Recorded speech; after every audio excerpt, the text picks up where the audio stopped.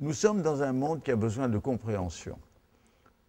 Nous avons de compréhension parce que des peuples, des individus, de cultures différentes, de religions différentes, sont désormais en contact les uns avec les autres et doivent collaborer les uns avec les autres. Bien, nous pouvons apprendre dans quelques petits manuels quels sont les rites, les coutumes des peuples que nous ne connaissons pas bien, les rites de politesse des Japonais ou tout ça.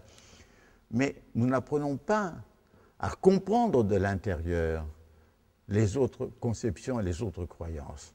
Mais cette incapacité de comprendre, elle n'est pas grave seulement pour le monde étranger à nous. Il existe au cœur de nos civilisations. Nous sommes de moins en moins capables de comprendre les uns les autres. Les incompréhensions au sein d'une famille, entre père et fils, mère et enfant, frères, sœurs, les incompréhensions au sein d'un même travail, au sein d'une même université parfois. L'incompréhension règne sur le monde. Et comment peut-on espérer les moindres progrès si on n'éduque pas à la compréhension? Je pense que j'ai voulu, aussi bien dans mon livre qui s'appelle « L'éthique », que dans le chapitre sur la compréhension que j'ai fait dans mon livre qui s'appelle « L'essai de savoir », j'accorde une part extrêmement importante à la nécessité de développer la compréhension humaine. La compréhension comporte toujours un aspect subjectif. Quand vous êtes, par exemple, au cinéma, que vous voyez Le Parrain de Coppola, avec Marlon Brando ou Al Pacino dans le rôle d'un gangster, bon, nous voyons que ces hommes ne sont pas seulement des criminels, nous voyons qu'en plus, ils ont des sentiments pour leur famille, pour leurs amis. Ce sont des êtres complexes. Au cinéma, nous comprenons la complexité humaine. Nous voyons qu'un criminel n'est pas seulement un criminel. Dès que nous quittons le cinéma ou dès que nous quittons la littérature, nous avons à nouveau une vision schématique et nous ne voyons que des criminels, que des délinquants. Et en réalité, le cinéma, la littérature, le théâtre nous aident à cette compréhension, mais que nous oublions dès que nous entrons dans la vie réelle. Donc, nous avons besoin de développer cette partie de bienveillance qui nous permette de comprendre autrui, qui est un travail extrêmement difficile, parce que non seulement nous avons tendance toujours à rejeter tous les torts sur l'autre, nous avons tendance à le réduire l'autre à ce qu'il a de pire, et il y a aussi cette indifférence formidable qui nous fait oublier les souffrances et les malheurs d'autrui.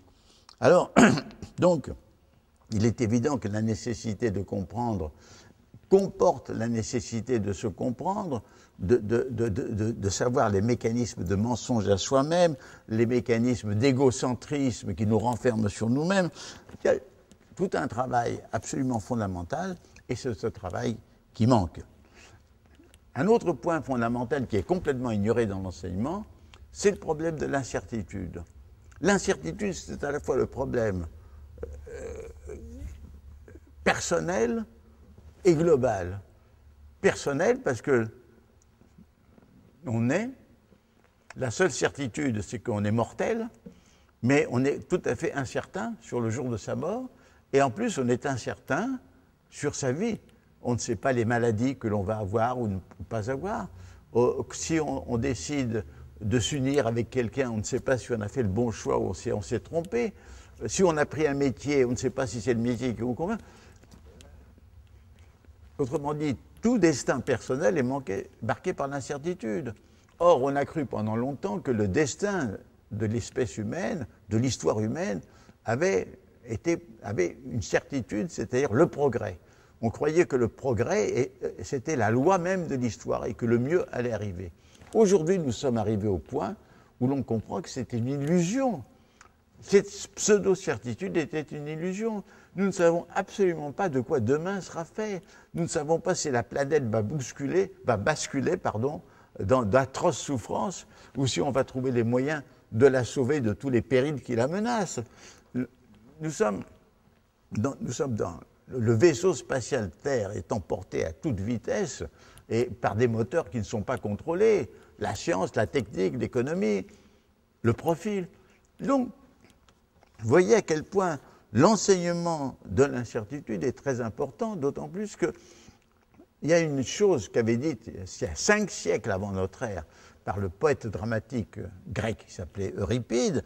Euripide disait « c'est l'inattendu qui arrive et non pas l'événement attendu ».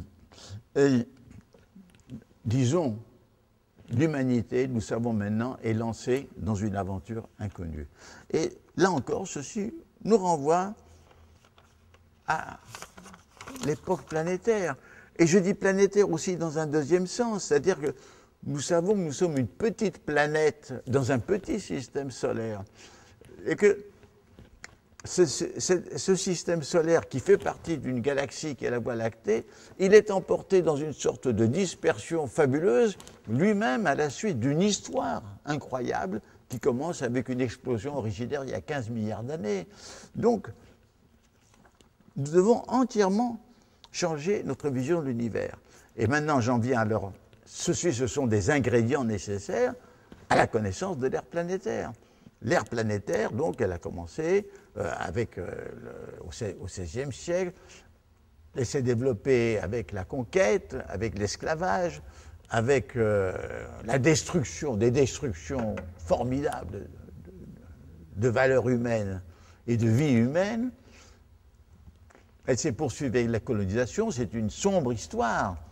Et aujourd'hui, elle se poursuit avec la mondialisation économique qui peut-être procure un certain nombre d'avantages et d'enrichissements locaux, mais aussi un très grand nombre d'appauvissements. Ce qu'on appelle le développement jette dans d'énormes mégapoles des populations rurales déracinées qui vivent dans des conditions de précarité comme dans les favelas de Sao Paulo ou de Rio.